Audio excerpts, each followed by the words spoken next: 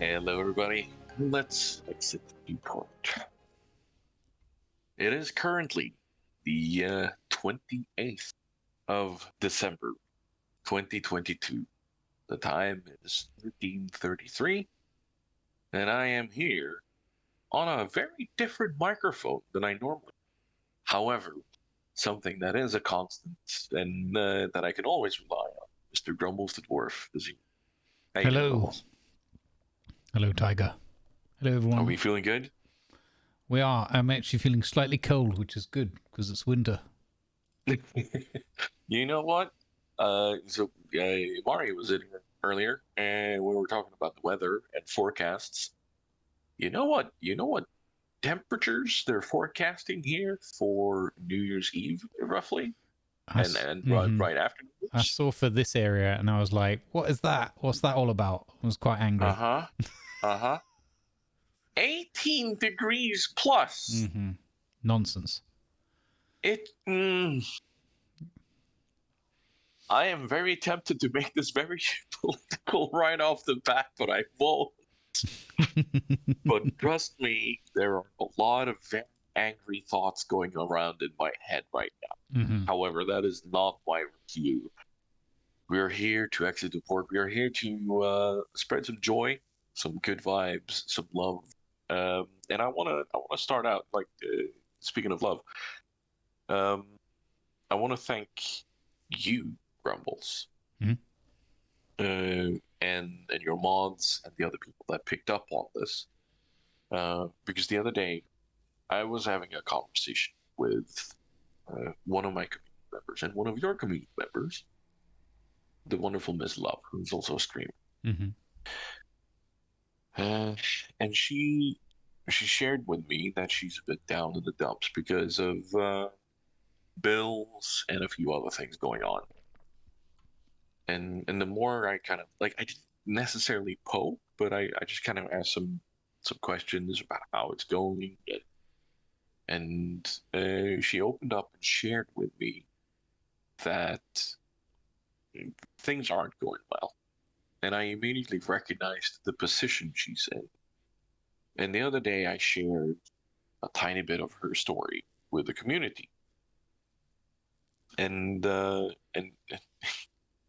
not long after I shared that story, I get a message from her saying that somebody had donated to her because she's in a bit of a economical bind at the moment, and that she was really happy. Like any little bit helps, even just sharing the story will help. But and then I looked at who had done that, and that was Mari. And then I donated, and then later on, a certain somebody popped in with a screenshot in my DMs, and I was like, oh, and I had to tell her. I do believe there might have been some tears of joy, as I told that, because a certain dwarf had made a donation, and like that. I just want to thank you and the community for stepping up. Like, this is not the first time we've done this. I don't think it's going to be the last time we do this. And it's not only for charity that we do. We do this for our own asset, like for the people in our community that are here to share our moments. Like, just how many times I've been on my stream and not feeling 100%, and then this community steps up big time to pick up my day. If I can give back like just a tiny bit of that, then I'm happy, and I know you feel the same. Yep.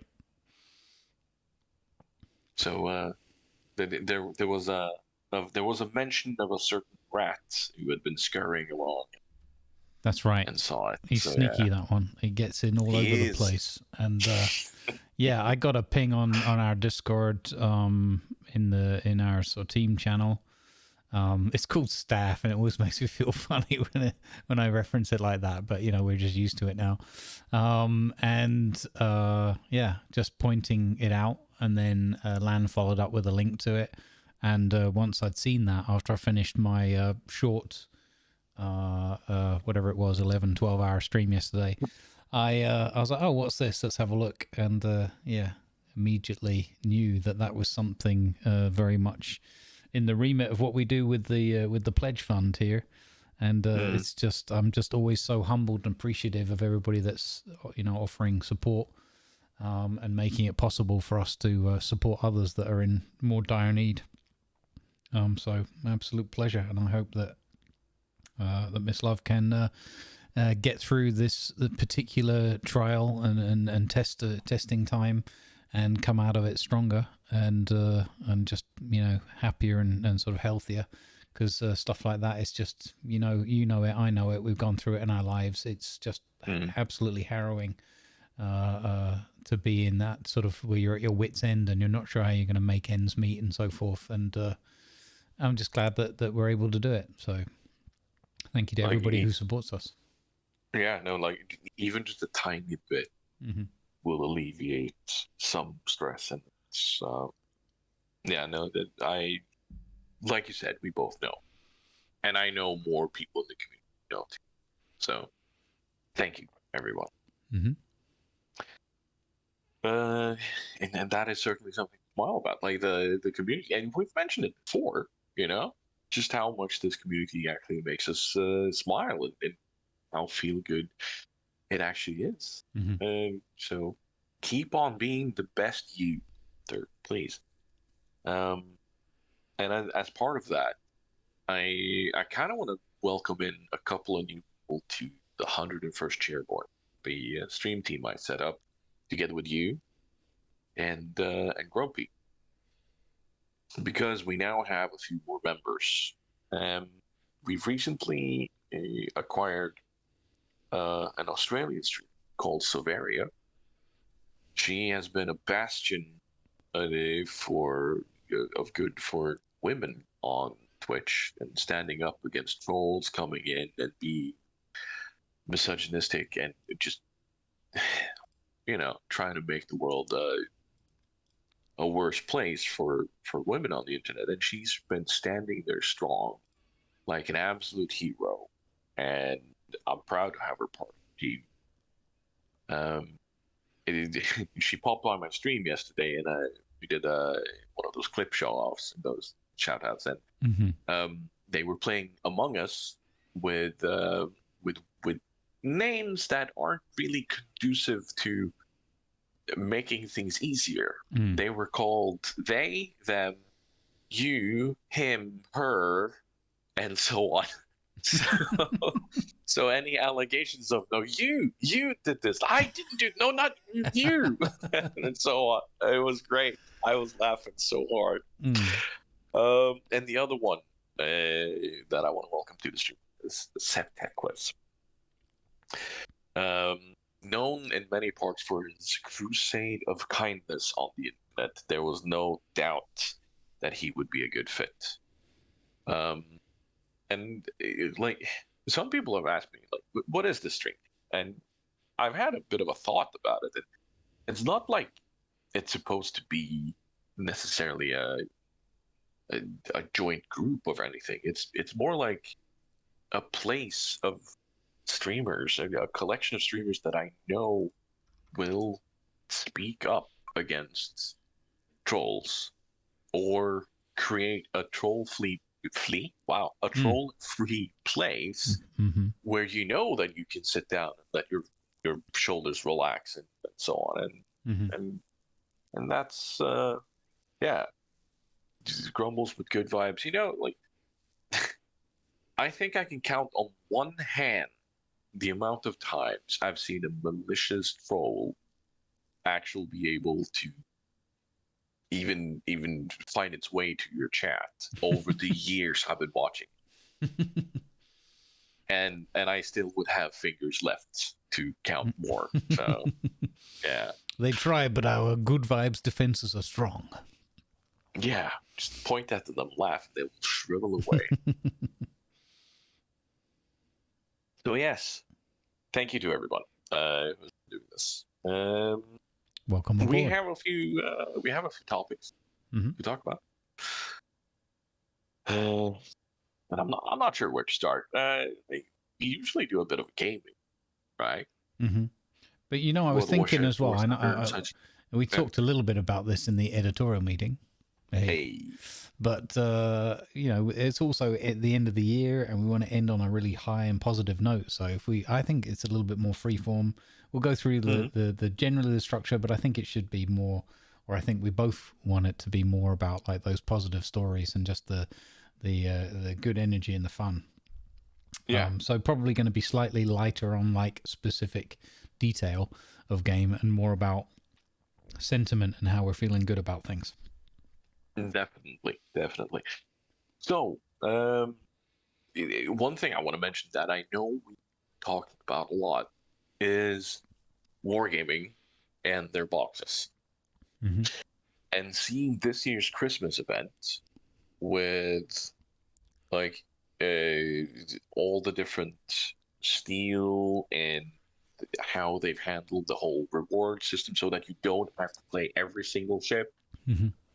So if you have a certain amount of ships Mm-hmm. now and you do well in one ship, you get these bonus rewards, Mm-hmm. which will allow you to automatically play some of these others or just claim the coal or steel or whatever Yep. from them, and I think that's great. Mm-hmm. And them being more upfront um, and real about drop chances and just kind of going, this is how many boxes we'll have to get at the very minimum or at the maximum actually to have some sort of drop and explaining how the drops work and everything. It's very good. So thank you, Wargaming, for doing that. Mm-hmm. Yep. And I don't think it's just because of law. I think they've seen that the community kind of needs this be more trusting in them, and they're stepping up. Well, I think what we've always advocated and what we're welcoming is this change over time to something where people can just enjoy and appreciate this extra sort of content that they're getting, that just can add some smiles and is always, everybody always naturally wants specific things out of them. That's fine, and it's still a chance and whatever. But I think the features and the way that they've implemented it are overall positive. I've got a couple of points that I think could be adjusted and done a bit better still. I felt like I love the and it starts at 100 ships. I missed the point, and I'm sure it was in there, so it's just a case of like there's just so much information, all these updates and features, but I missed a trick on until a little bit later on that you had to have 100 ships as a minimum for those things to start kicking in, and then it scales up with how many hundreds of ships or whatever, and how much base XP you need to get the reward thing. So that was an interesting point, and I think 100's probably not. I don't know if it's not a lot, but it is quite a few ships, because if you've got all the, you have to be keeping a lot of the tech trees, and for people that play more casually, that could be somewhat of a challenge. We've seen a few community members who are like, oh, I've only got like 50 to 60 ships or whatever at a time, juggling the credits and can't afford the premium time all the time, that kind of thing. And there were some people that were a bit confused, as I hadn't spotted it, that you don't have that feature unless you've got 100 ships in your port. So, but again, I guess overall it is attainable. But I do like the feature in terms of saving time, and I get the point that it kicks in when you would need to save that extra time, presumably, and everybody's needs and whatever are different. So, I felt a little bit personally like I kind of missed the play your tier 10 for a super container feeling. I kind of I got the exchange thing and all that, and it's kind of cool, and I'm not the kind of person that's gonna try to dig into all the maths of it and all the rest of it, whatever the chances are. But there was just something nice and positive feeling about, okay, these are the top, ships in the game. We'd ignore the super ship tier 11s, right? And it would have just been nice. It's just a nice feeling of like, you played that, you achieved whatever the goal was, and bang, you've got something that you can immediately open straight after the battle. I thought that was a nice feeling, compared to the, I have to go in and click a few more buttons and exchange some stuff now. I'm not talking about the numbers, the ratios, the chances of winning or anything like that. Just simply the feeling of, oh, I did that battle, I'm back in the port, hey, I've got a thing to open. And that I felt like I missed that this go around. But yeah. Here's a question, a quick question regarding this. Would it be that would it be cool if, like, yeah, you play for a super container, but if you happen to get just, I don't know, achievement or above a certain base XP level or something like that, that you then would get an extra ticket, like one of those exchange tickets. So super container, which isn't tied to Christmas, but then you get a Christmas ticket that you could then get one of those Santa crates for.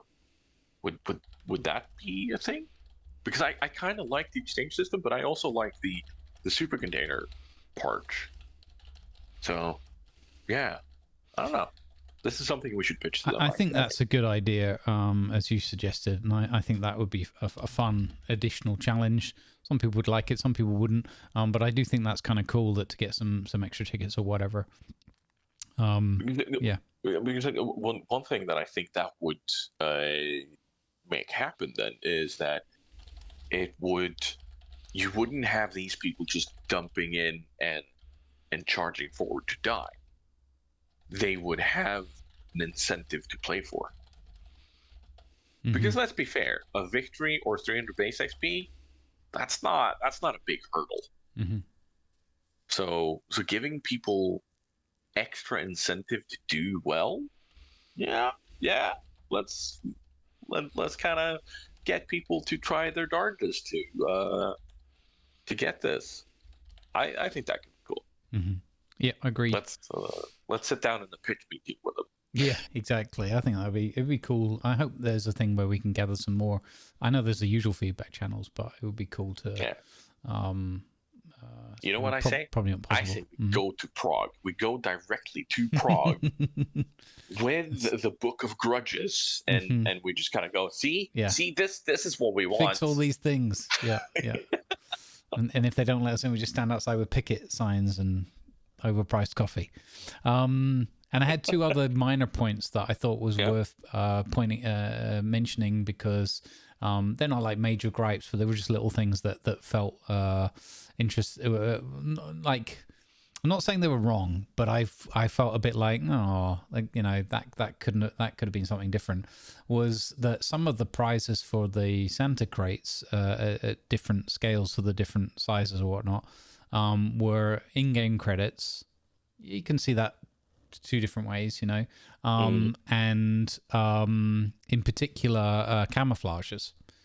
And I thought, well, given the big change with the camouflages, perhaps it would have been cool to don't get me wrong, I still love my camos. I'm still using some up, and I like camos on my ships generally, but I felt like having a Santa crate that gave you camos that is purely a cosmetic now felt a little bit like, I don't know, just talking about my gut feeling. My gut reaction was like, that's a shame. That could have been, something else. You can sell them for credits, but I do get it. Yeah, I do. So what my suggestion would be, to try and turn it to be more constructive, is everybody always needs signal flags. So there wasn't seemingly signal flags, or I think there might have been, actually. I just didn't get very many. I got a lot of the economic bonuses. That's cool, but they could have maybe mixed it up by, instead of having credits and camouflages in the mix, they could have had more signal flag chances, or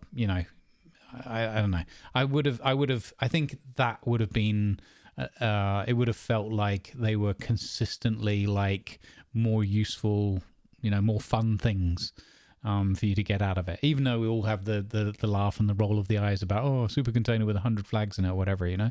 I just think those would have been better options for the content in the containers than credits and camouflages in particular. So anyway, I just wanted to mention that on the side because it was just how my gut feeling was in reacting to getting those things.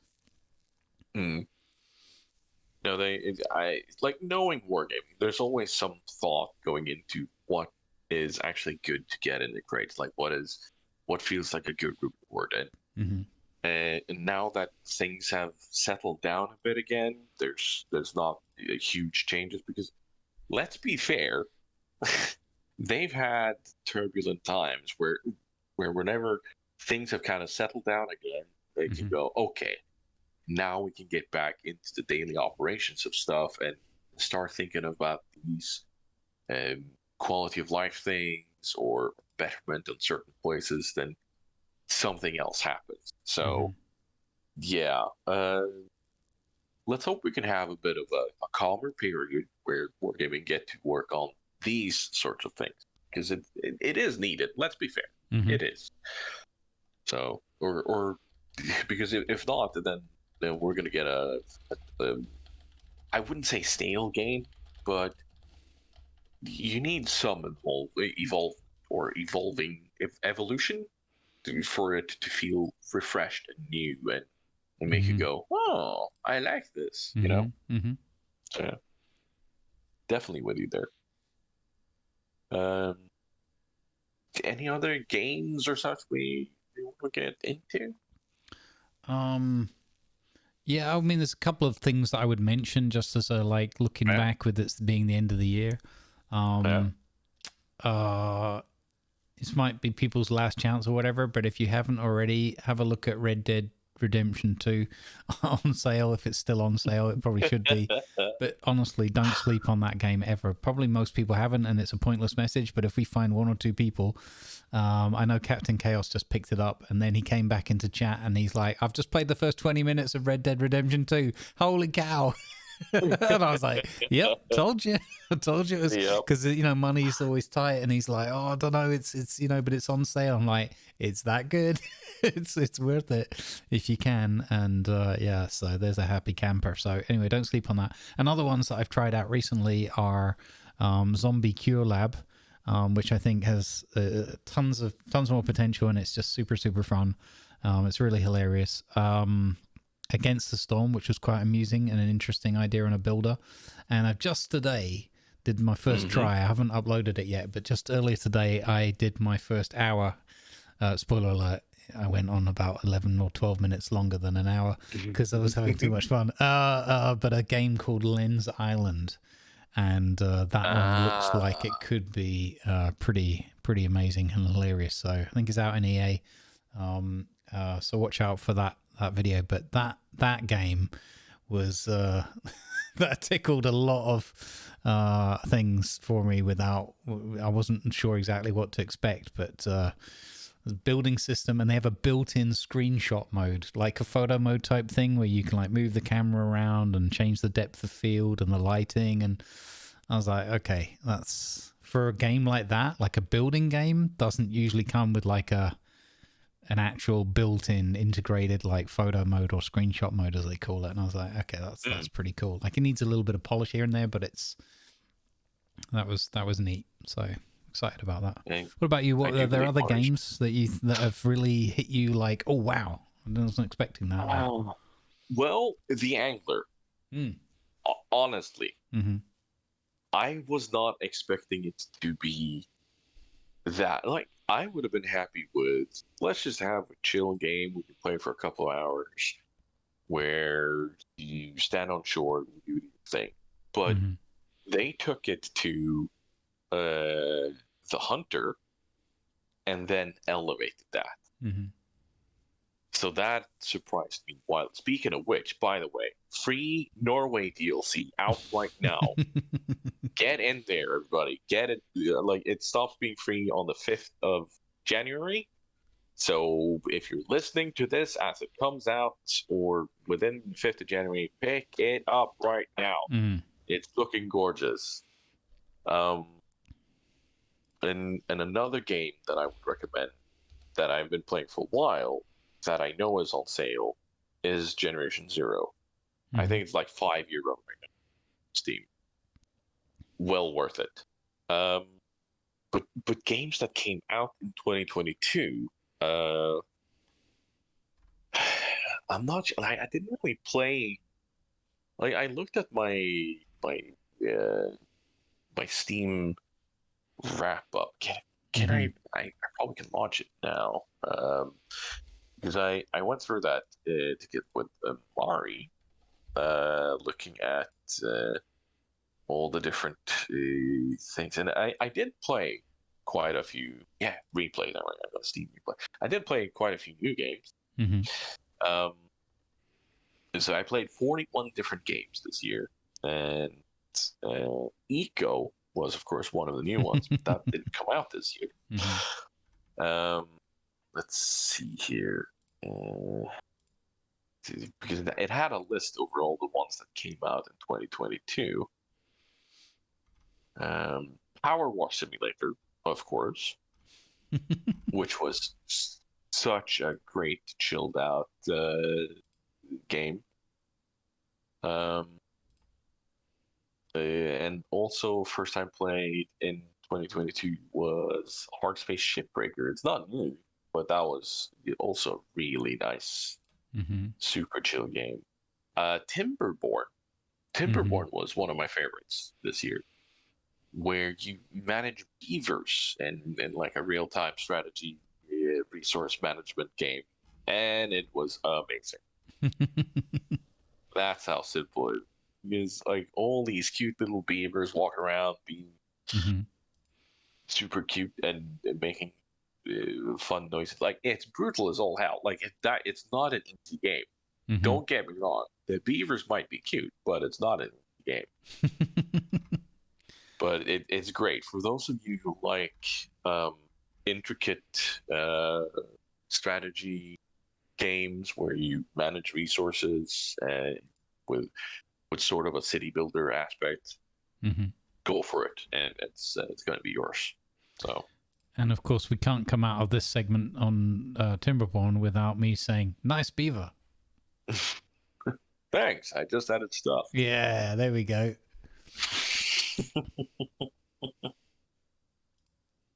Leslie Nielsen, wasn't it? Yep. Yep. Naked Oh, Gun, one of the Naked Gun movies. he was a fantastic comedian. Mm-hmm. He kept bringing whoopee cushions to interviews. Yeah, yeah. The whole he had a little handheld one as well that he could just have Yep. his hand in his pocket or something. Yep. Yeah, brilliant, Making fart noises as he's brilliant, moving brilliant. or so. Yeah. Really throwing people off their balance. No, Mm-hmm. it's great.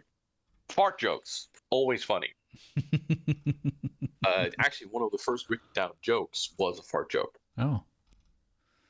So we're talking. I think it's in like pre-hieroglyphics Mm-hmm. written down fart jokes, and some of the places where they found Viking runes in France because people were traveling.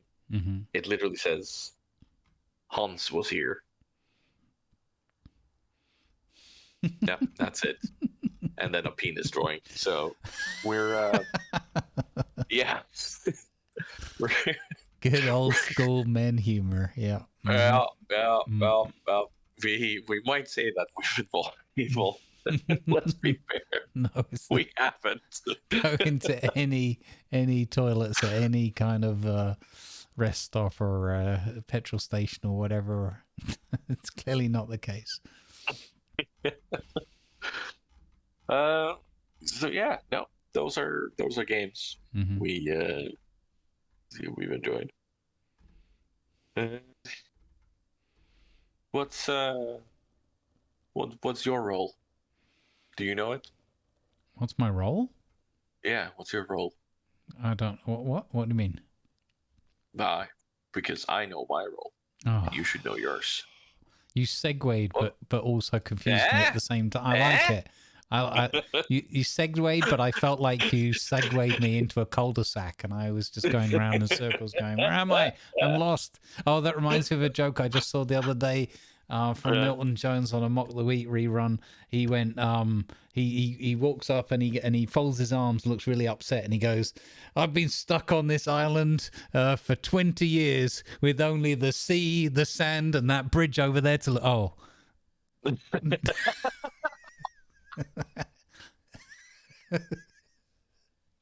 Yeah, I like that. I love that. By the way, I've been likened to the Cheshire cat this Christmas, Oh.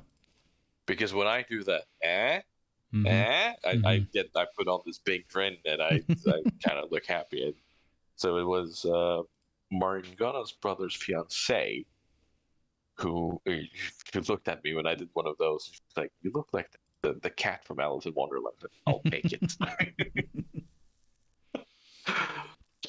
But yeah, know your role.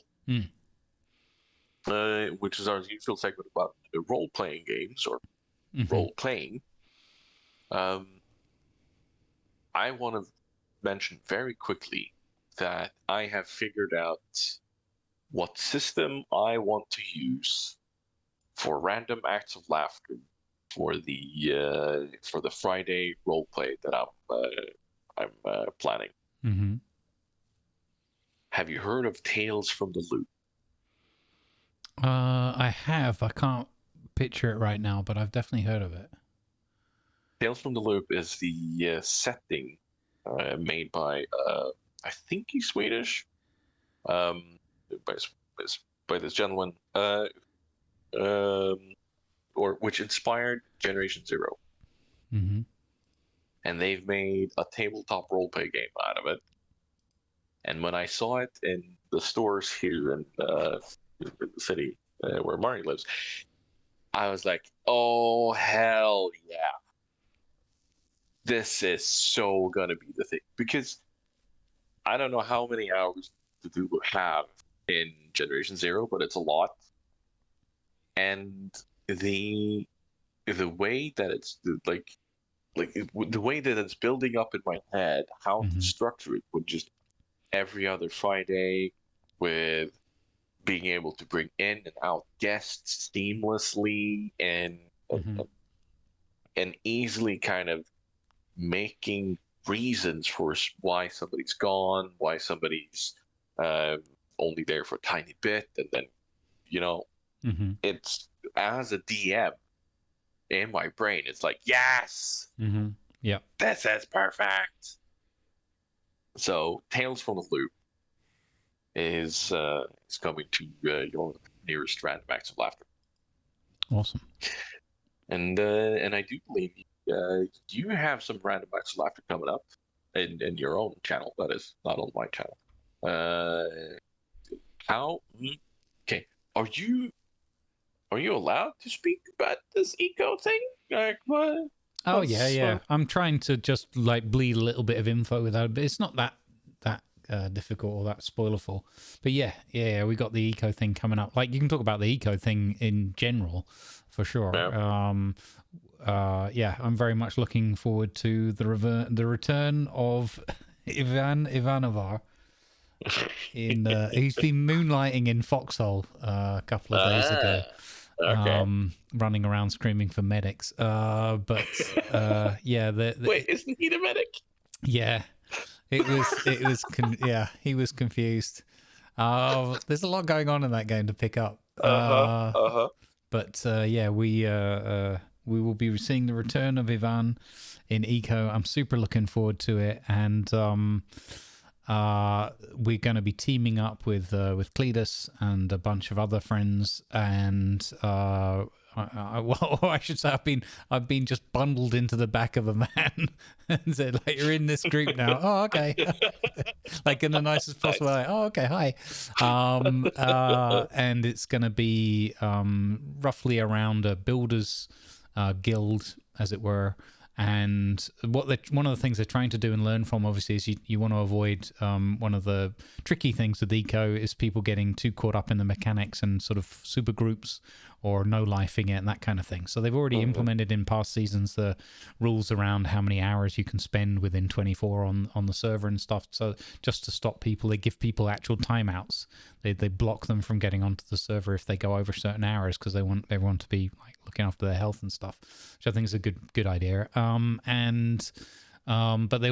you want to avoid power groups, because that can railroad role play, or even just kill it in some cases. So you have to have smaller group sizes as one of the rules, and you've got to avoid things of like, having 6 people and you do 6 different trades and everyone does everything. So I don't know all the details of the settings and stuff, but they've made efforts to make that not be a thing. So our group will be, part of it will be a builders guild that will also reach out to others, and people can come and swap stories and roleplay builder and construction things together, but also offering a service to, like, whatever government is set up, or other companies or whatever. If people want to spend time role playing or doing other things, and they don't want to be like building their own homes and that, because there's certain complexities and mechanics and whatnot to that in eco, then they can come to the builders guild and like hire us to do stuff. And what Ivan will be doing in a broad sense is kind of being the advertising guy, like a bit of a, one of the faces or voices for that. So watch this space, because that should be probably quite funny, given that Ivan will most likely be trying to sell things that we're not even offering, like you can have luxury cave or underground comedy club special, and the things that we learned in the Stats Bloke summer vacation, with like how to move the water and make like infinity pools and that kind of stuff. I'm looking forward to being just as much confusion for my teammates in the guild as I am, because I like, what do you mean you've just been out, Ivan, and sold people 3 swimming pools? We don't even do swimming pools. But look, make pool. So it should be pretty good. So big hole filled with water, a big pool. Yeah. Double as washing machine with no machine. So should be pretty fun. I'm looking forward to that. I'm looking forward to that. I'm looking forward to that too, because I like Stat Bloke said, the first time he witnessed this, it was his daytime TV for so long, and it did inspire our summer event with him. So that's cool. That is very cool. Anything else going on in the role-playing world in your sphere? I mean, we might have got a little bit addicted to Red Dead Redemption 2 roleplay on the TRP server. That's been ongoing and incredibly fun. It was nice to be able to hang out with some people over some of the Christmas days as well, and just carry on some of the storylines. And we've got this incredible character who you've probably seen a bit of, but those who know will smile immediately even before I say the name, Ralph Harrison.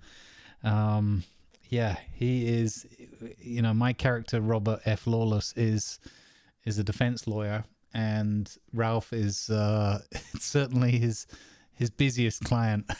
It's like, Ralph, have you done anything else bad today? And Ralph's like, no.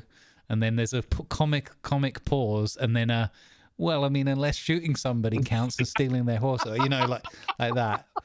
You have those kind of conversations, and they've developed a good rapport, like, between the characters. Yeah. Where Robert's trying to be sort of like a father figure, or just a little, not really, because there is the father figure there and everything. By the way, Robert had been completely lied to about the father figure, because people have been like, that father's terrible, and he's really rough and violent and all the rest of it. Now, the father clearly seems to be an outlaw as well, because Robert asked him yesterday, he hired Robert as his lawyer, and and Robert said, what's your profession or occupation? And he said, I don't really have one. I'm just an opportunist. And so Robert went, oh, entrepreneur is what I'll put down then. And then a couple of hours later, we were playing poker around the table, introducing new characters to each other. And that guy was there, and he went, oh, hi. And somebody said, oh, what do you do? And he went, oh, I'm an entrepreneur. And it was such a nice little nod of like, yeah, you took that from a few hours earlier, completely different scene, and and the response from the other player, which I think was Mama Goat, and her character said, "Oh, I like that, a man with ideas," and something like that. And it is so it just turned into another thing that other characters know about each other without having known the preceding scenes. It's so yeah, I've been enjoying that a ton. And That is honestly great. yeah. And a ping went out this morning or overnight from Darkside RP. They're thinking of doing another War Games event, and they're asking for like what products to play in it. And I was immediately like, "Hell, let loose!" So that we can have Ivan the medic running around in there, screaming. That does sound like a good idea. Yep. So yeah, lots and lots of roleplay stuff going on. And on the D&D side, we've been playing some more of that. Now it's gone out of my head, the name of it. But the sort of short format thing with the dice sixes, and but playing a version of it it's called Scum and Villainy. So it's all like you're in space and spaceships and right, yeah, and stuff and whatnot. And we've been doing these heists from week to week. And the cool thing is we've been having like shorter prep sessions for time pressures, everyone, and they've been like really relaxed and still dice rolls and some good fun setting stuff up and then executing the plan the week later and stuff. And pretty much every week, but especially last time out, the rolls of the dice were just awful. Like you've never seen a whole night session of like 1, 2s, and 3s.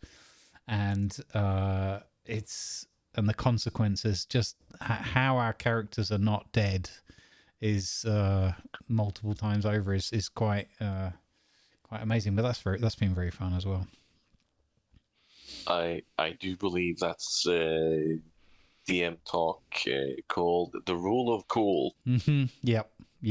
Definitely. And the rule of cool goes both ways, by the way. It's not just for the players, it's for the DM too. So things might be heading your way. I don't know. But that's great. Scum of Villainy. Yeah, no, I like that because it allows you to kind of do the whole Firefly thing. Yeah. If you want to. Yeah. So this is kind of like a bit of Firefly and a bit of sort of Han Solo-esque.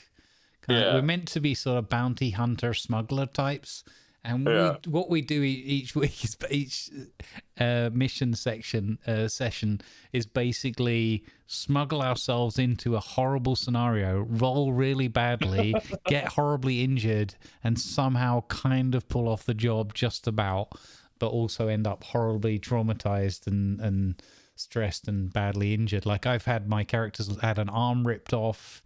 God. It's just it's anyway, it's just all over the shop, but it's a ton of fun. So also before I forget, I forget, Ranch Sim. I know you've been like, we need to play Ranch Sim. And I've been really like, okay, that sounds good. So I looked at Lemming's playing it, right? Doing his Macmillan Cancer Support Week, right? And we raided over there yesterday, and I stayed there and watched a bit. And he was like, look at this, you can do this and this. And he took us through like a whole bunch of things, like showing it, talking, but actually showing through in game what he was doing. And I was like, oh God. Because it dawned on me within like a few minutes, this is why Tiger wants us to play this. And I'm like, how can I make time for Ranch Sim? But it looks to be quite incredible, and the fact that you can like freeform build anything and like it's not without reason I've been trying to I know but you have to see it sometimes, and I've been avoiding I've been not looking at trailers because I'm like I don't know where I can fit the time. And then I just saw it playing and I was like, he's like, so you can do this and this, and he was talking about how all the different production chains he was setting up and making sausages and all this. And I said in his chat, or I could just role play an old grumpy old farmer sitting in a rocking chair drinking gin sort of the shotgun in his lap on a rocking chair on his front porch and do none of the other stuff. And he's like, yep. He just laughed. He's like, yeah, exactly, that's why you should play this game. And then I immediately knew I probably shouldn't tell you, but now I'm talking about it with you on the podcast. So no, it's one of those things where you know that it's gonna be good for 3 or 4 amazing sessions, just super crazy fun, and all the shenanigans. So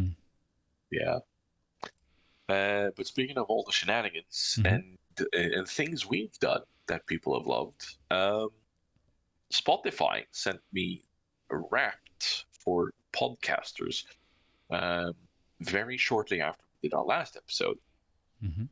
and I thought it'd be fun to kind of go through some of these together and show what's up. Mm-hmm.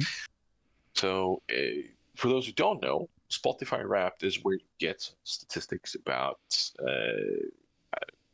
like you as a creator or what you've listened to. And in 2022, we created 1,414 minutes of new content.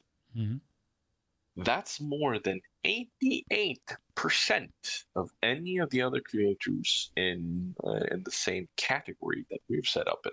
Wow. Speaking of which, we should probably check out the category because we were on. It's like they didn't really have one for gaming, so we're on what's categorized in Origin as fritid, meaning free time or leisure. Mm-hmm. I didn't find any better, but Mm-hmm. we're starting there. It's okay. It's We quite a might find it leisurely paced podcast. Yeah. Yeah, definitely is. Let's go on here. And I did look through some of these back then. I was like, okay, this is great. I really want to go through these. So, we had 3 episodes that were really popular. The one in May we did together with Statsbloke Mm-hmm. was the most popular one. Then we had one in February, which we did together with Raptastic. Mm-hmm. And then we had one in June, which was the not so shorter episode.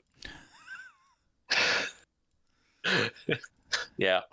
Us two rambling on No. when we get into a deep conversation. What? No. We would never. No. We would never. But like it tells me something about that. People like to hear us have guests on. Mm-hmm. And some of the world stats that we can give here is we were listened to in 8 different countries. But we're most popular in Germany, Sweden, the US, Great Britain, and Norway. That's our 5 most listened to countries, apparently. I like, why Sweden? Like, what? How many Swedish viewers or listeners do we have? And this is only Spotify. Like, we haven't looked at anything from YouTube or such. And then it says something magical happened between the 29th of May and 4th of June. You had 240% more listeners compared to an average week, and that's when we released the Statsbloke pod. So Statsbloke is a popular man, it seems, and that's fun. It is fun. We should have him back on. If we should have a yearly Statsbloke episode. It gives us an overview of what our fans are like, and the personality of our listeners as the podcastologist. And the listeners that listen to this also listen to a lot of other podcasts. And Spotify marks them as they are in harmony with past and present and gravitate towards podcasts which stand the test of time. So that was something that I really enjoyed when it's I mean I'm proud of what we do here, but I didn't exactly think that it was going to be like, oh, this is going to be something to stand the test of time. But, you never know. Well, we just put stuff out there, and I'm glad that people are enjoying it. I appreciate everybody that listens and those that comment and whatnot, or put ideas in. But it's just nice to know that people are enjoying it on a regular basis, and it's always a bit nerve-wracking, I find, with having some guests and that, because you got to make sure that the audio is all going to work and the levels, and how's the conversation going to flow, and because it's usually like 2 or 3 hours and. Editorial stuff and whatnot, so you're hoping everybody's kind of like okay spending the time doing it and whatnot, and it's just cool to know that it kind of works. And before I forget as well, I'd really like to get Chegg on at some point. Yes, we really should get him yep. on. We should, and I know he wants to pop on too. Mm-hmm. So, and like, we're not really the ones that go out of our way to show ourselves off on other platforms either. Like, we usually just talk about ourselves on our own channels, and that's it. We don't really push it out all that much. There are some times where I've kind of left links here and there, but I wonder what would happen if we pushed it out.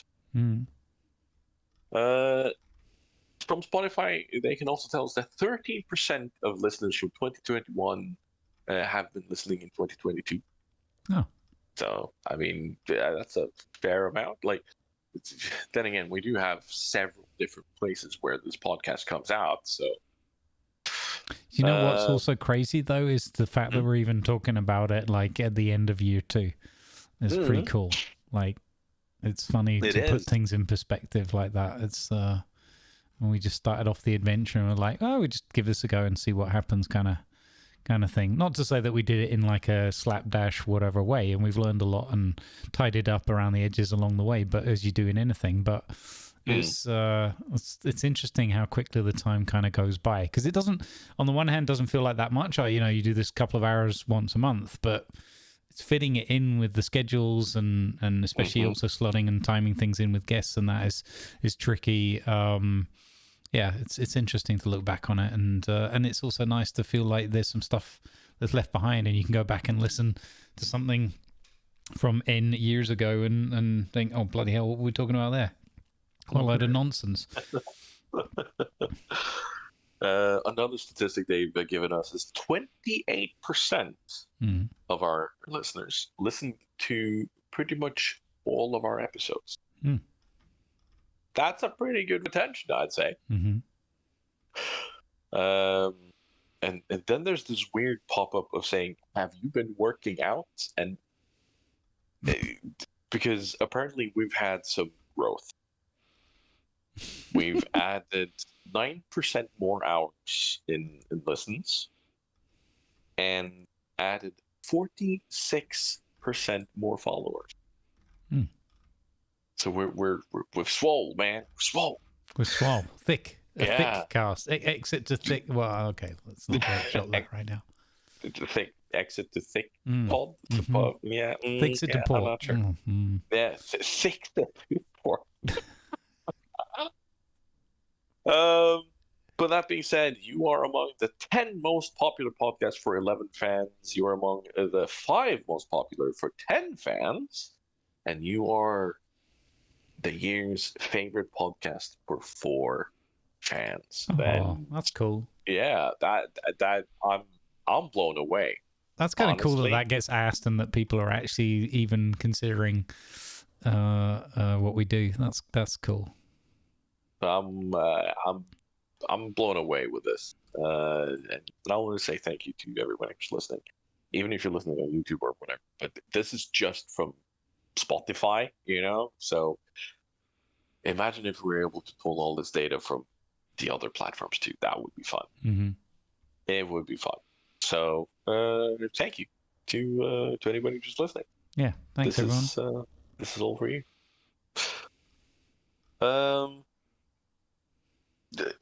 I feel like we can just kind of roll on. Yeah.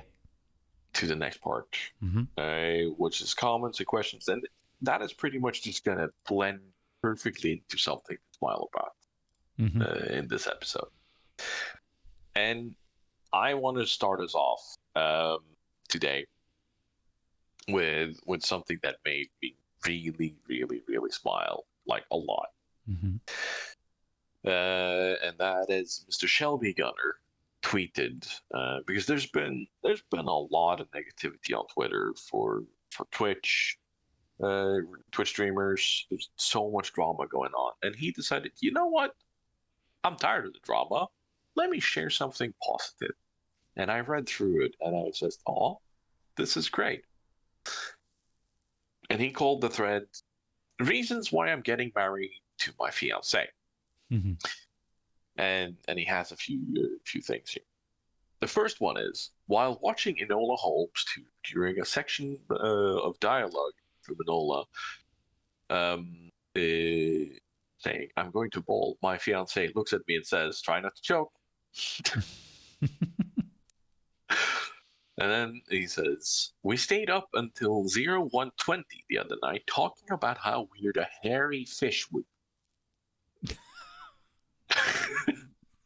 I love that idea. And then he says, "She runs away from the kettle after she switched it on because she has to be out of the room before it starts boiling, because otherwise it's going to get me." Okay. Uh, How these are just big and tiny, how dangerous is this kettle? or how tiny and small is she? Oh yeah, well, that's true. There you It's go. like a great adventure running like one of those Honey I Shrunk the Kid type thing. It's like Grounded but in the kitchen. Yeah. And then he says, "I, as in him, have to kiss every single one of her stuffed animals she sleeps with every night. Otherwise, it doesn't feel right." And that's in quotation marks from her. And speaking of routines of kisses, there's a routine for kisses good night. 9 cheek kisses, and then one on the lips, repeated around 3 times, and then one for good luck. If it is interrupted, we start over. And then he says in the parentheses, "I love to interrupt this for my own amusement." Caught her having a group meeting and conversation with our 3 cats to discuss what they wanted for Christmas. And last night, because I was feeling blue, she scrolled through TikTok and found around 40 cute and funny videos we could watch together too. And all of these just made me really smile and appreciate Shelby and his fiancee Sophie. They like just seeing how well they fit together, because I know that Shelby is just going to be standing there as this gentle giant, kind of going, "Yeah, this is why I'm married," and just nodding and being happy about it, you know. So that made me smile. Mm. And uh, you had something that made you smile regarding one of our music services. Yes, indeed. This was just a silly little thing, but it just really perked me up at some point. Is that we use the Pretzel music streaming apps and services, and for the longest time, I found it very frustrating to try to share stuff with either yourself or others, or just with chat sometimes when a really cool track comes up, and they've always been missing something, which is like just a button or a link or something you can quickly, even if you had to copy paste mouse over or something, there was just nothing where you could just easily grab the link to the track. And I went into Pretzel the other day. I was like, "Oh, this track's really cool. I wish I could." And then all of a sudden I was like, "What's this button here? It looks like a link." And they've added a copy link to track, also to album. I think it might even be there for some playlists or some other stuff. I can't remember exactly. But anyway, you know, just having it for track and album was brilliant, and now you can grab the whole thing. And I even then fiddled around on the Stream Deck, and I found that they'd updated the app for the Stream Deck integration, that you can press a button now and like play a whole album and stuff. So some bits of that are a bit not quite working consistently, but just the fact that it's there, it's getting there, and that really made me smile, because now I can just grab a thing and say, "Hey Tiger, hey Grumpy," or "Hey Chat," or whatever, and go bang, there you go, here's that link to that track. It's awesome, or I like it. Maybe you'll like it too, kind of Yeah, thing. It's a really yeah. nice little feature. I'd love for them to just kind of have post this one to chat instantly, just kind of click, and Oh then yeah, it yeah, pops up in chat. yeah. Mm-hmm. And because they have the feature of sharing to Mm-hmm. chat, but you need to toggle it on or off apparently, and that's really annoying. Yeah. So I just love to click, and then it would do that. It's like for me, I've set up the whole now playing, then it actually catches everything. But yeah, a little link in there too would be nice. Mm-hmm. But they are making things better, and that feature that you mentioned, wow, perfect. Yep. So good for us creators. Yep. Uh, and I guess like something that made me smile, uh, not too long ago, roughly 2 weeks ago actually, was on my journey down. At first, it gave me a tiny heart attack, but but it also made me smile, which has been dubbed the passport incident. It's a travel between Norway and Germany. And as a Norwegian citizen or German citizen, you don't a passport. It is nice to have and could possibly be important, especially in these times where there could be temporary border controls and so on. But because we're both within Schengen, we can travel without passports, and that's really so. But like, Mari had told me you need to bring your passport. Like, yeah, we've been talking about possibly going to Prague, and I would likely need my passport then. So, and also because of the temporary border controls and such everywhere, I didn't know what would happen. So really make sure. And then, as I'm sitting on the airport bus, we're talking at least 45 minutes to drive home. There's no way I'm going to reach home. I'm thinking, hold on, do I have my passport? I did not bring my passport. Where is my passport? And that's when my brain starts racing. Shit. So I write to Mari, crap. I'm not sure I have my passport with. I don't have my passport.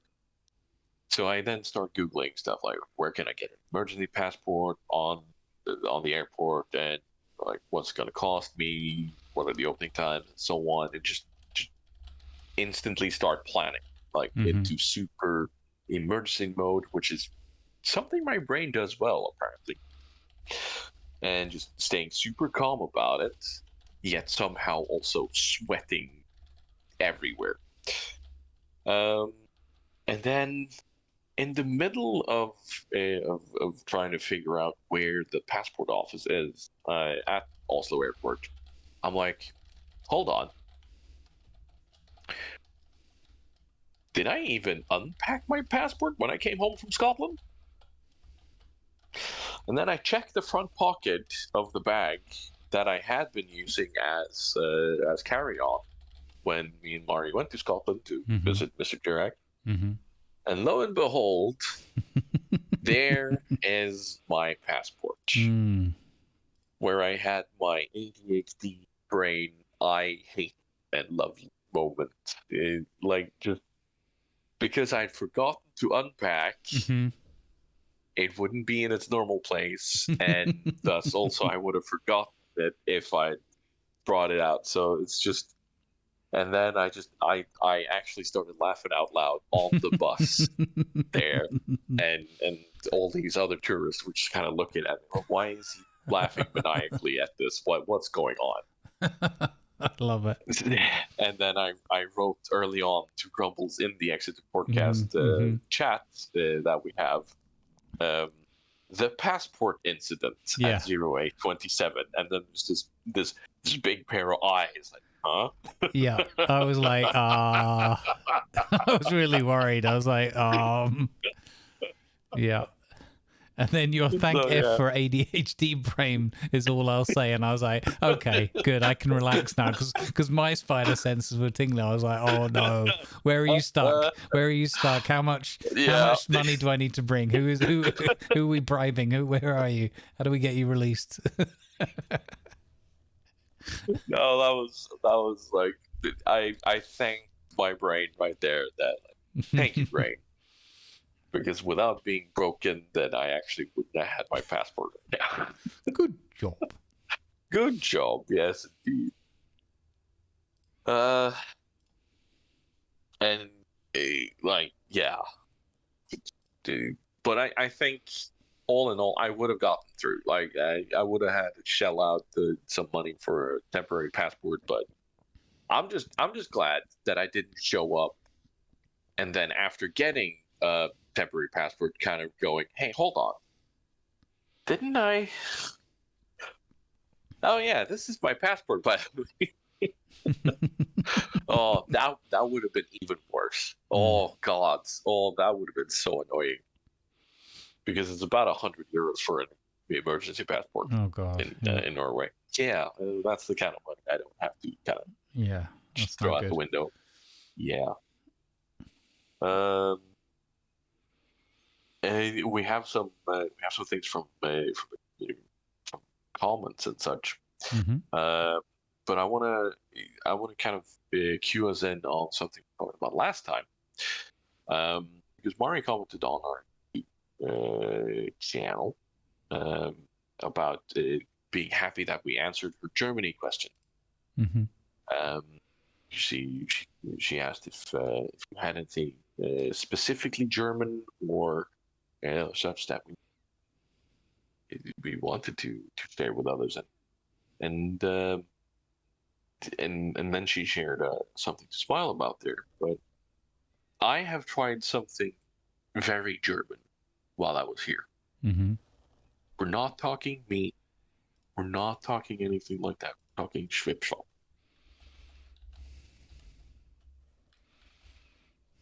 Are you aware what Schwipp Schwapp is? I'm just looking it up. So I'm vaguely aware of it. So I'm not a fizzy drink Yeah. person at all, but I'm pretty sure I've tried this at some point. This is like, now that you're, because I was looking at this thinking, what is this? Even from the editorial Yeah. meeting notes, I was like, Yeah. but now that I'm looking at a picture of it, I'm like, okay, I'm pretty sure that I've seen that or something very similar. It actually takes me right back to when I was first traveling over here for work. So we're talking like 13, 14 years ago. I remember this now because one of my work colleagues was like big into. He'd be like, "Oh, let's go to this place for lunch, or let's go to this place for dinner." He's like one of these people who knew like lots of good places to go, and and he was into things like this, and there'd just be like all these different random weird drinks, like fizzy drinks and whatever that he'd like to have because he was usually the designated driver, and yeah, now I'm going back all those years looking at these pictures. So the best way I can describe this, and for those who are also slightly aware of what this is also apparently called Spezi somewheres, which is the high class brand of this, it seems. But the best way I can describe this to anybody who isn't German is think back to when you were a kid and you went to birthday parties and people asked you, what do you want to drink? And then you said, I want a tiny bit of Coke, tiny bit of Fanta. And you mix those together and drink it, and it's Coke with a slight tangy Fanta-like aftertaste. That is the best way I can describe that. And it brought me right back. It's not like, it's not weird in a bad way. It's just, why is this its own thing? Yeah. I remember it doing that as a kid as well. It's like bit of orange or whatever, not like Yeah, proper brands as well, but like cheap colas and cheap orange drinks and yeah. whatever. And why was it that as a kid you had to mix these things together for some reason? And I think there's something in the brain that's like, oh, I think I'm drinking. No, wait, that's not cola. Wait, oh, I'm drinking orange. No, wait, what's? No, I think your yeah, brain kind of gets it in waves and can't quite work out exactly what you're drinking. Yeah. exactly. No, it's weird because it has that distinct cola taste, but it also Mm-hmm. has that distinct orange taste, but neither of them are overwhelming. Mm-hmm. I like it. Yeah.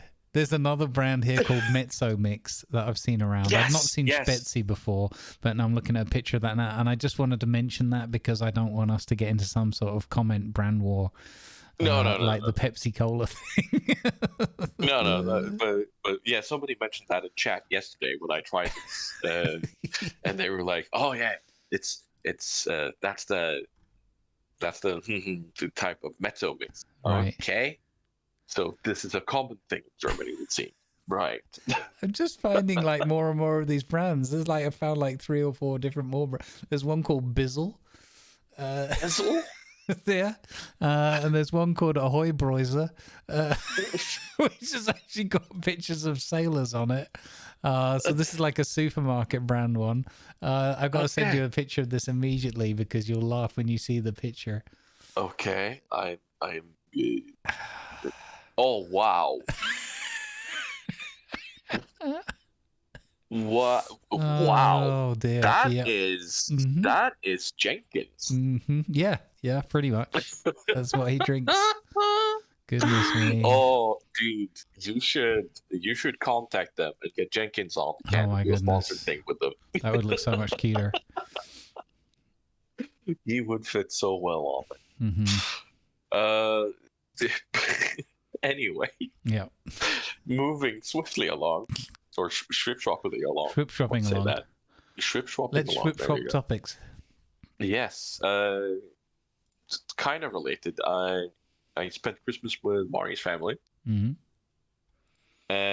and like I've traveled far, and yet somehow I've landed in the middle of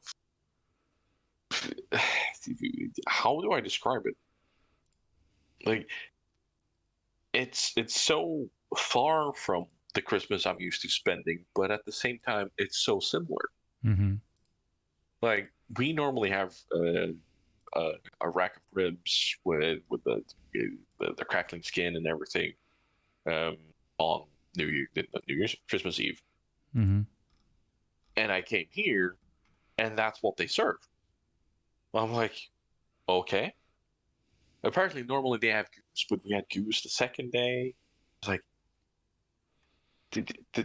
this is wonderful, and I like it just being welcomed in such a way and trying all these wonderful things and but also being allowed to be my nerdy and slightly introverted self with my own desk right next to where Mari would have her laptop and so on. Mm-hmm. It's been great. So I will sit down and write them a letter, properly thank them for their hospitality. And Mari's brother and his fiancee were there, so it was great. It really was. Um, so yeah, and I know like one thing I want to kind of jump off of there on is I know Christmas and the holidays aren't necessarily the easiest period for all, but uh, seeing how I was welcomed in and taken care of there is also why I kind of extended out to the community that if anybody needs someone to sit with and spend time with, uh, then I'm free. Um, and I hope nobody was too shy to not speak up because it's uh, it's very important to me that people actually are honest with themselves these days. Mm-hmm. But yeah, and I hope everybody had a nice little celebration, no matter how it was spent. If Yeah. it was spent away or at home or enjoying some hours of very low uh, population on the internet, which is kind of roaming around games where normally there would be steaming people and just kind of enjoying the silence for once. I know I've done that before. So no matter where you are, I hope you had a good celebration. Yes, indeed. Also, I'm not at all distracted by the fact that this search for these drinks has now led me to something called Lustzwerg, which is a firefighting dwarf beer. I'm not. What is going on? How is this a thing, and how have I never run into this before? Anyway, we'll save that for another time. Oh my god, he is glorious. Yep. Yep. Wow. Yep. That. Why do I have a feeling we might pick up a bottle of that just to test it? Oh dear. I've never heard of that before, but it's hilarious. Small Yeah, bottle, there you naughty beer. Or cheeky beer. I think cheeky's a better. Small bottle, Cheeky, yeah. cheeky beer. There you go. Goodness me. Great advertising. Yeah.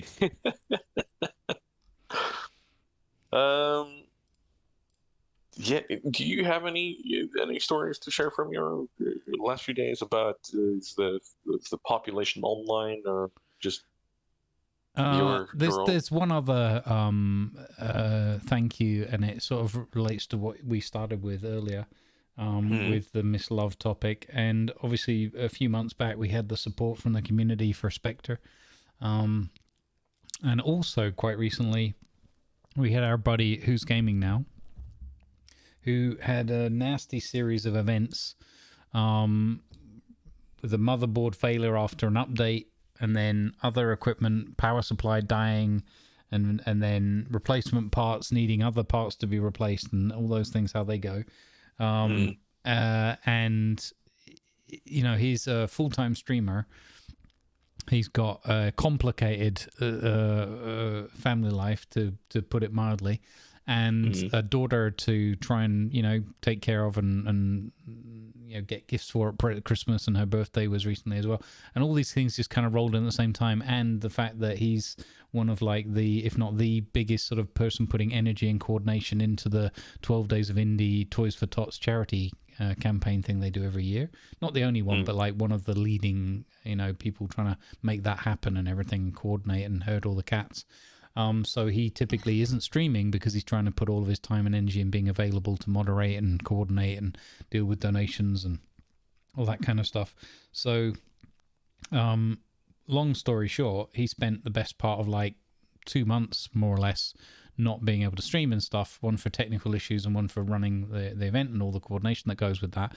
And yeah, he just wasn't in a position to be able to get himself back online, and that's his only source of income. You know, coming right up to Christmas and all the rest of it. And so we just said, look, if anybody's able to help, and we put some money in from the pledge fund and everything, and we're able to get him back up and running. And he does streaming and digital artwork for clients, you know, commissions, and he was just out of the game completely. So that's pretty terrifying when you're, you know, stuck like that. What do you do? And we managed to get him back online and back on his feet and everything. So just another huge thanks. And you know, in the broader topic being just the beautiful support that we have in the community for one another, and all the positive energy we see for one another, helping each other along through these difficult trials and tribulations we go through every day. And it just absolutely means the world to me and to you. And it's just great to have these all these wonderful people, and keeps growing, and more people joining us all the time. So just wanted to shout that out there and say a huge thank you. And yeah, Indeed. It is. There's a reason why we do this, and I can kind of latch onto that very quickly and say I'm kind of following your footsteps. Footsteps? Hello. I Have you can't been at the speak. Lustwerk? How many of those beers have you had already? It's dark. No. Um, uh, but I took some inspiration from your pledge that you did this year, and 25% of all the ad revenue or the ad incentive money that I get Mm-hmm. for 2023 will be going to charity. Mm. If I get a job, that might go up. Mm-hmm. So yeah, um, or if I get some sort of stable income that I know I can help, then we might do even more. Mm-hmm. So, That's so awesome. I will be doing that because being able to kind of say, you know what, here, have this chunk of money because I know uh, it'll make it'll make a difference for you is going to be important. It's going to be important going forward, and I do believe in the signal effect it'll also have. So be kind to one another. It's yeah, we need it. It's clear to see in today's society. Yep. Uh, uh, Speaking of today's society, um, Mari had something to smile about that she really liked, where she was out for birthday lunch with her grandmother, and her and her brother uh, pitched in and paid for the lunch Mm-hmm. because her grandmother was kind of worried about money and so on, and they just kind of said, you know what, we've got this. It's fine, and like yeah, it's close family, but at the same time, the the ability to allow others to kind of drop their shoulders and relax Mm-hmm. is it's such a big thing, such a big thing in life. So it's very nice. I Mm-hmm. like that. We also have some comments here from Nacht, Kapashif. He Mm-hmm. said, "TigersDen and GrumbletheDwarf, thank you for your once a month PortCast. Is something to look forward to each month." Mm. And I know we've said this before, but gee, like just these tiny comments every now and then is really motivating for us. Mm-hmm. And and on the stream for the last few days, kind of poking people to share this, I've been focusing more and more on the something to smile about segment and what Hello It's Colo used to do for a while. I still think she does it, but it's a little bit less now because a lot going on. But she did her little victories to celebrate, Mm-hmm.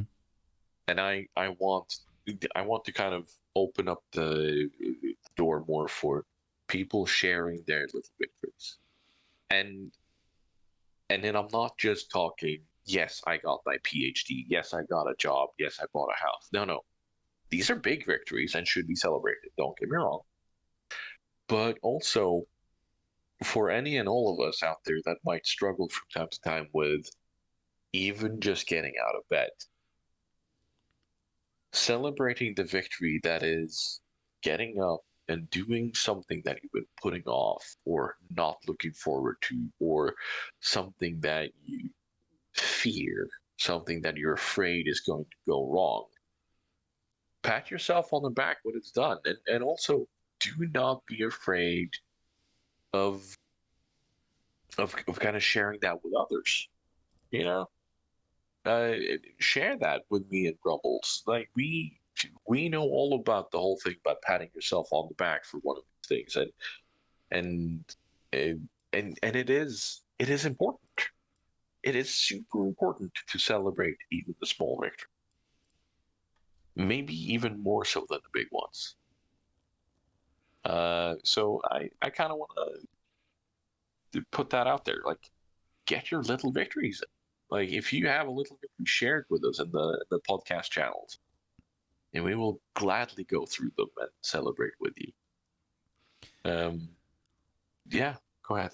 I was just going to say, we're also not asking you to sync drop in World of Warships, beat us, and then come into chat and share that. That's not what we're No, saying. no. I thought I'd add that qualifier because there might be a couple of people that are smart Alex that go, "Oh, that's what I would categorize as dickbaggery. That's not okay. Yeah, but I do echo the sentiment and fully. And yeah, let's hear about the positive stuff, things that are uplifting, because there's just bad news everywhere you look. It feels a lot of the time, and it's not the only things going on. Sometimes there's good No. stuff too, and let's share that because positive energy breeds more of the same. So even like something that I say all the time is the quote from Einstein, and I do mangle it, but if you judge a fish by its ability to climb a tree, then you will not judge it by its core function. So stop judging yourself based on others. Judge yourself on you, and measure yourself only up to your own standards. Which is why what may seem small to you, it's a big achievement for others, and the other way around. So celebrate your victories and feel free to share them. Mm. And we have a very nice comment from it almost reads as long time listener, first time commenter, but it's reckless saying I don't always comment, but I always enjoy them. I look forward to them, and that's always fun. Yeah. Thank you, Reddy. Uh, and with something nice to hear, I'm going to tell you a story. Mm-hmm. So before Christmas Eve, and one of the reasons why I was told to bring my passport, because apparently somebody had been organizing a special trip. And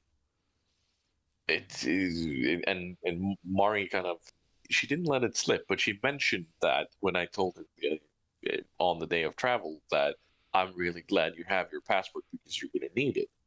Mm-hmm. I was like, what? Yeah, you're going to need it. And my brain was kind of going, why would I need my passport? And she was like, look, I can't say anything more, but yes, you're going to need it. Hold on. Okay, something is clearly being planned. And so I tried to stop my brain from thinking about it and all things, but it was impossible. And I was initially was like, are we going to Prague? Like, is she organizing a secret trip to Prague? But no, because we have plans in the evening that day, so that would make it impossible to reach there and back again quickly enough. Huh. What would I need my passport for? Like, we're not going to Switzerland. Like, what the hell? And so we drive for a tiny bit. We pick up her brother and his fiance, and we drive for a bit more. And then suddenly we arrive at the gates of an Air Force base, an active Air Force base. Hmm. And on display outside of or inside of these gates is an F4 Phantom. I'm like, hold on, that I know that plane. That's a Phantom. Why is there a Phantom? And then I kind of start looking around, and there's these signs about the air group that is stationed. I was like, hold on, hold on, and then meet up with the friend of or the neighbor of Margaret's brother, who was working on that Air Force base. And then he takes us to this normally closed off museum, which is tied to uh, the the air group that is stationed there, Mm-hmm.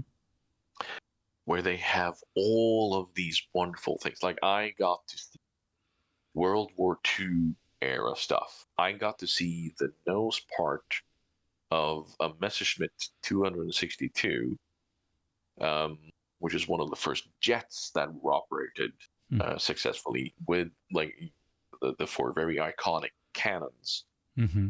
And like I got to see that engine of it, and I got to see the engine of the BF-109 with the synchronization tied to the machine gun, and that is also synchronized to the propeller, and all of these really cool plane that is normally closed off to the public. And so we got to go through that, and then we got into the last hall there where they actually had a full size, real life F4 Phantom that I got to sit in.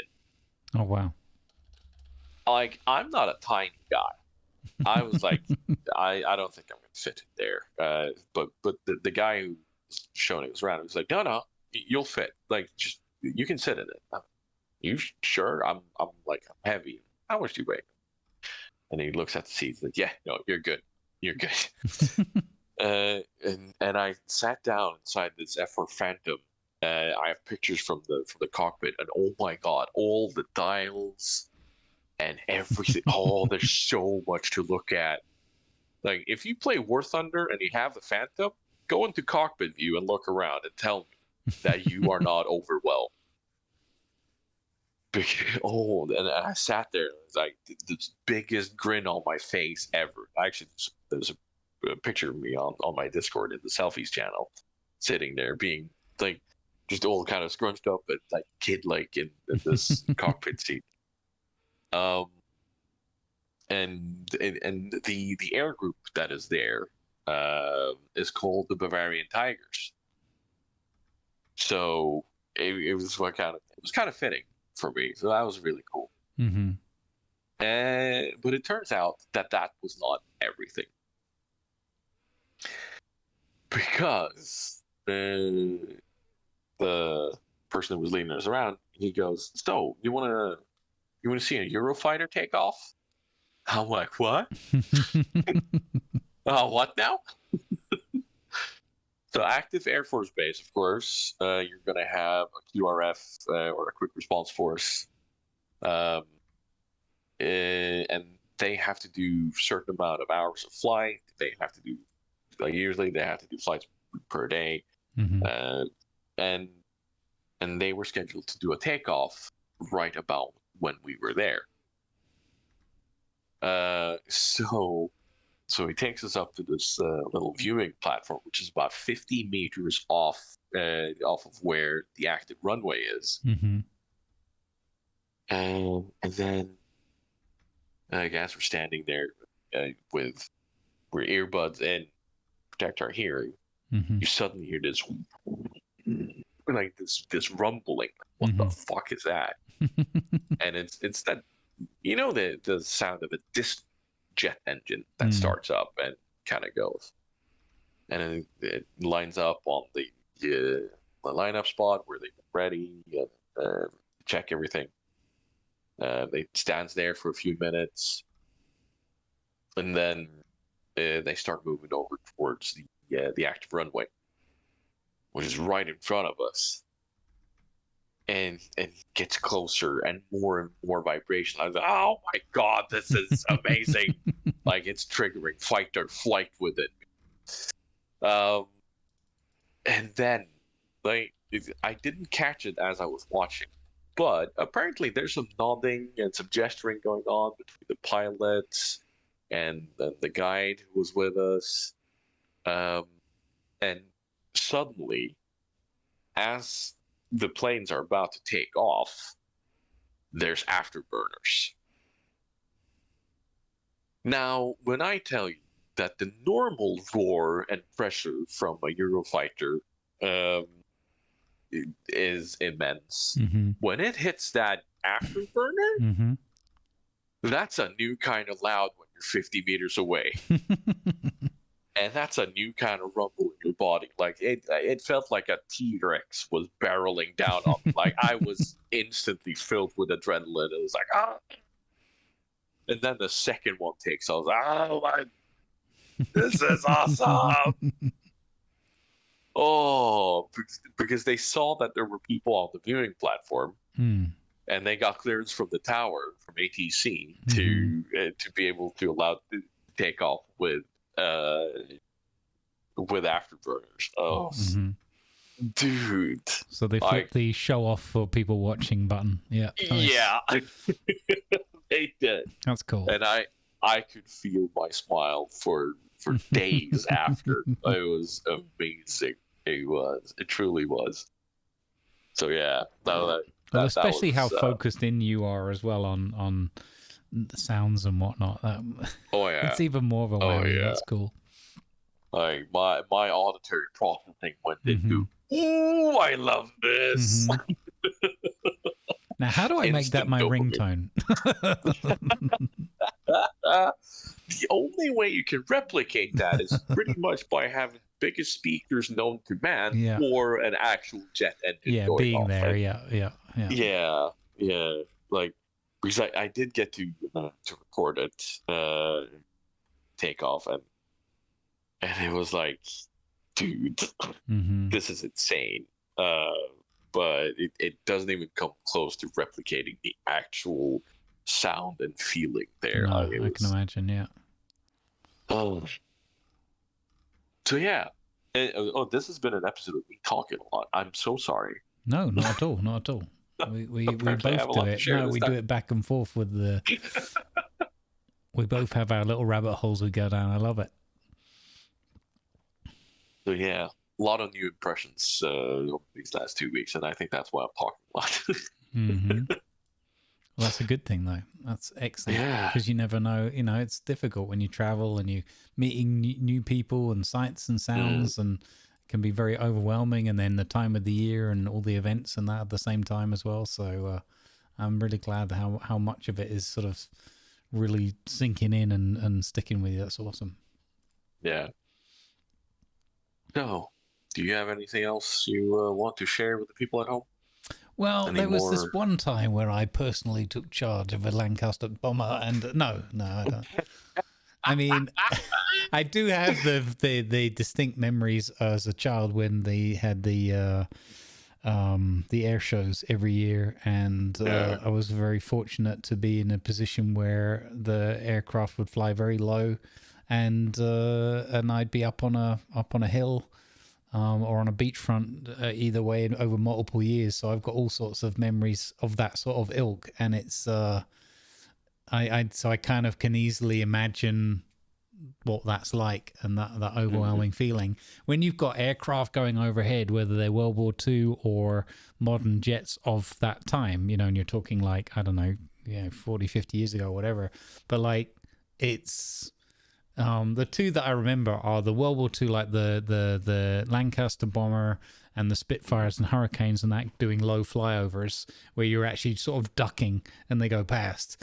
And then the other is the Vulcan bomber, which was just such an insane vehicle or aircraft. Just so when you get one of those that goes reasonably low overhead and hits the old engines and that, and oh my goodness, that's so I kind of can imagine it, and there's nothing quite like that, and you can see why people turn into little children and get all excited about that inner kid comes out, and you're like, oh, rumbly, noisy thing, yeah, exciting.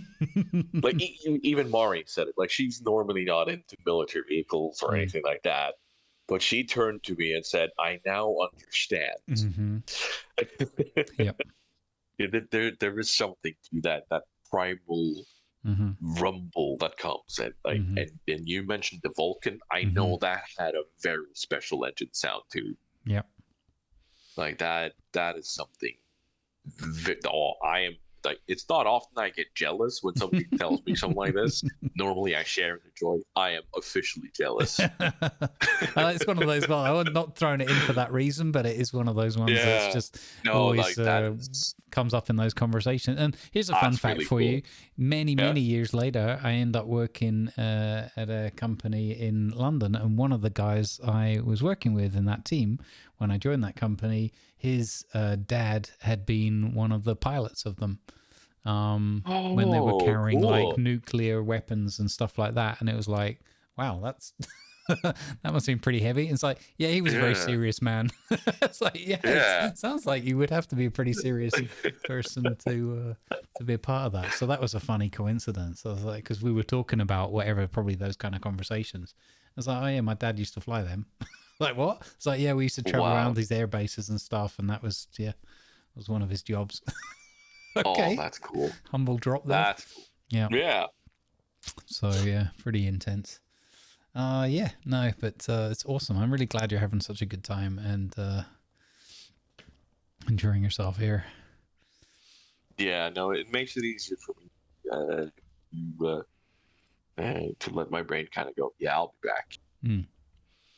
Being welcomed in this way, see, like having these experiences, it makes it so much easier. Mm-hmm.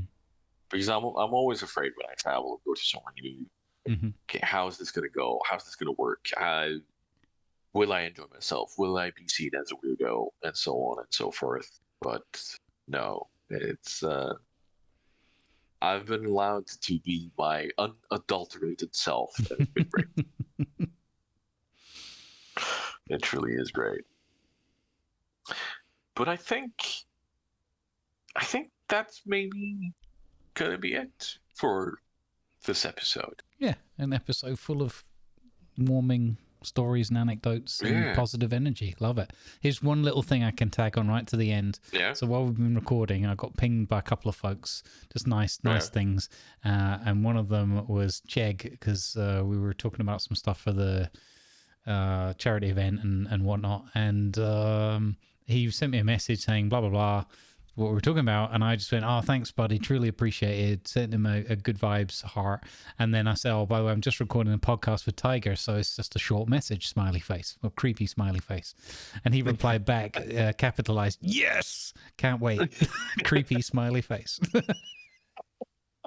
So I think that's a good way to round it off. Oh, that is good. Yes, in that case, thank you so much, Grumbles, for a great year of podcasting. Likewise.